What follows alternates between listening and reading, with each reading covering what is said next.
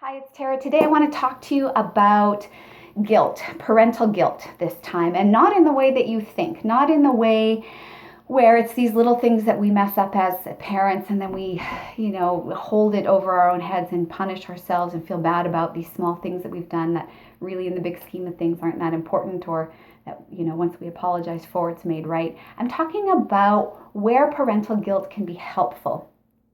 So I work with a lot of teens in my practice, children and teens, and I have for the past few years. And without exception, everyone that I have seen that has come in for depression, anxiety, conflict with parents, the issue really isn't that there's a genetic predisposition or that they are deficient in some way. The real issue with them is that their parents are screwing up. Their parents are screwing up in the way that they are living, either in front of them indirectly or behind their backs, thinking that their private lives are somehow going unnoticed by their kids. I'm telling you that your kids are smarter than you think that they are. If you're living a separate life privately than you are in front of them, they pick it up. They know it either consciously or unconsciously. So the kids that come to see me, there's a real conflict with this sense of parental betrayal because their parents are living a life that is not congruent with how they're telling them they should be. They're noticing the difference in how their parents are behaving, especially through divorce or post-divorce, that there's this increase in entitlement and selfishness that they're not supposed to have, but yet their parents are really demonstrating that for them. And so often kids get into conflict with their parents because they don't respect how their parents are living their lives. If you are in friendships, relationships, business partnerships, and you're lying or you're cheating, if you're a player, if you're an addict, if you are not treating people well, your kids know, they are paying attention, and they know whether you think that they do or not. They're picking stuff up energetically. They have a sense about things because they're connected to you or they're hearing it from other people, and it's damaging them.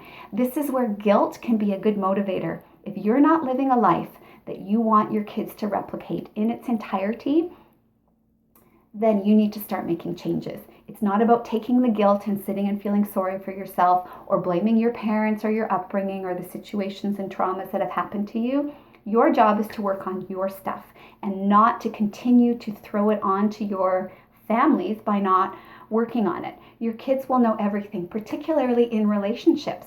We teach our kids how to be in relationships with other people, in romantic partnerships, by example. It's not what we say, it's what they see us do. So if you're in a relationship and you're not treating people the way that you want your kids to be treated, if you're not treating men or women the way that you want your children to treat others or that you would want them to be treated, you need to smarten up, because what you're doing is messing with their sense of what is right and wrong and what is acceptable and not acceptable in their own relationships. They will repeat what you're doing. If you're making mistakes, if you're not treating people well, they're going to know it.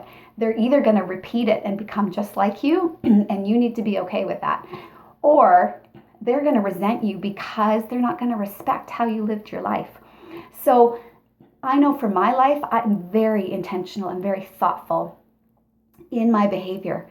Privately and publicly, I'm okay with them knowing just about everything. Now, we can filter for our kids. They don't need to know everything. We don't want to live our life for our kids, but we don't want to live our life in exclusion of them either. So you can filter what's appropriate. But if they opened the closet and saw the skeletons in my house, I would be okay with them knowing it, because of the way that I live has integrity, and we talk about those things, that they notice those things in me, and it's not because I've given them a list of the way that I think they should live their life.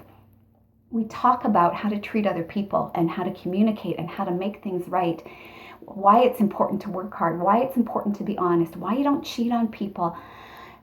We talk about all these things as they come up, so they already appreciate that about me. One of the greatest successes in my life, the greatest success in my life, is that my kids are proud of me.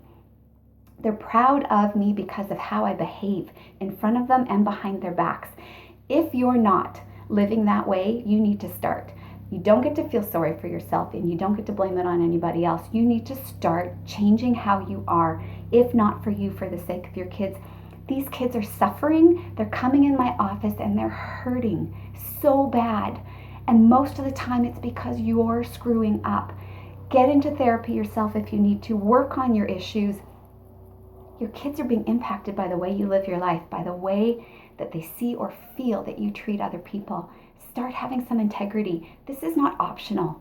It shouldn't be optional when you're a parent. This is the most important job of my life. I don't live for my kids, but I don't make a decision anywhere where I'm not considering the impact of my decisions on them at all times. And so I have this sense of integrity. They are proud of me now, and when I pass on, whenever that is, they can know everything and be proud of the woman that I was and live that way, be treated the way I treat other people. That's important to me. It's one of our core values. What are the core values in your family, together or separately as parents? What are you intentionally doing to imprint on your children to increase their sense of emotional and mental stability and well-being, integrity, and intelligence? If you're not thinking about these things, if you're living this different life behind their backs, shame on you. Be guilty about that. That's not right. Start making changes. You can make this better right now. Change the way that you think, the way that you live. Be proud of your life and live in a way that is a good example for your kids. It's not what we say to them, it's how we live our life. You get to make mistakes, learn how to make them right, show your kids how to do the same, and get better. For God's sake, get better. They deserve so much better than what so many parents are giving them. Stop being selfish. Take this guilt and do something with it so that I don't have to see so many broken children in my practice. You can do better. I do hope you're well. I do hope you get better.